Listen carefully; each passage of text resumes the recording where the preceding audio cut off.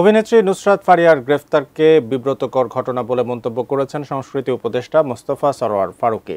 তবে উপদেষ্টার এই মতামত ব্যক্তিগত মন্তব্য করে স্বরাষ্ট্র উপদেষ্টা বলেছেন, সুনির্দিষ্ট অভিযোগেই তাকে গ্রেপ্তার করা হয়েছে। কোনো নিরীহ লোক যেন শাস্তি ভোগ না করে সেই নির্দেশনার কথাও জানান তিনি।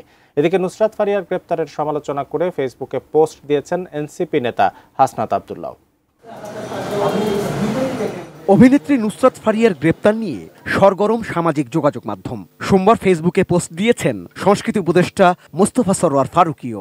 সেখানে তিনি লিখেছেন, নুসরাত ফারিয়ার গ্রেপ্তার বিব্রতকর একটা ঘটনা হয়ে থাকলো আমাদের জন্য।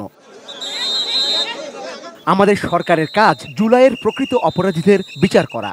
ঢালাও মামলার ক্ষেত্রে আমাদের পরিষ্কার অবস্থান, প্রাথমিক তদন্তে সংশ্লিষ্টতা না থাকলে কাউকে গ্রেপ্তার করা হবে না এবং সেই নীতি অনুসরণ করা হচ্ছিল। ফারিয়ার বিরুদ্ধে এই মামলা তো অনেক দিন ধরেই ছিল। সরকারের পক্ষ থেকে তদন্ত শেষ হওয়ার আগে গ্রেপ্তারের কোনো উদ্যোগ নেওয়ার বিষয় আমার নজরে আসেনি, কিন্তু এয়ারপোর্টে যাওয়ার পরই এই ঘটনা ঘটে। আওয়ামী লীগের সাবেক রাষ্ট্রপতি আব্দুল হামিদের বিদেশ গমনকে কেন্দ্র করে ক্ষোভের পর ওভার নার্ভাসনেস থেকেই হয়তোবা এই ঘটনা ঘটে থাকতে পারে।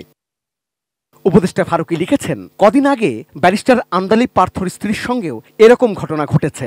এইসব ঘটনা কোনোভাবেই সমর্থনযোগ্য না। আমি বিশ্বাস করি ফারিয়া আইনি প্রতিকার পাবে। অ্যান্টিব্যাকটেরিয়াল অ্যাডিটিভ যুক্ত সেরা ওয়াটার ট্যাঙ্ক বিশুদ্ধ পানিতে ব্যাকটেরিয়া জন্মাতে দেয় না। অন্যদিকে নিজের ভেরিফাইড ফেসবুকে এক পোস্টে এনসিপি নেতা হাসনাত আব্দুল্লাহ নুসরাত ফারিয়ার গ্রেপ্তারের সমালোচনা করেছেন। তিনি লিখেছেন, সরাসরি হত্যাকাণ্ডে জড়িত খুনিকে দেশ থেকে নিরাপদে বেরিয়ে যাবার সুযোগ করে দেয়া হয়। শিরিন শারমিনকে রাষ্ট্রীয় তত্ত্বাবধানে বাসায় গিয়ে পাসপোর্ট করে দেয়া হয়। দ্বিতীয় ট্রাইব্যুনাল জানুয়ারিতে হওয়ার কথা থাকলেও মে মাসে এসেও শুরু হয়নি। ইন্টারিম 626 জনের লিস্ট কোথায়? 626 জনকে নিরাপদে বের করে দিয়ে এখন নুসরাত ফারিয়াকে হত্যা মামলায় গ্রেপ্তার করে বোঝাতে চাচ্ছেন আপনারা খুব বিচার করছেন। এগুলো বিচার নয়, এগুলো হাসিনা স্টাইলে মনোযোগ ডাইভারশন।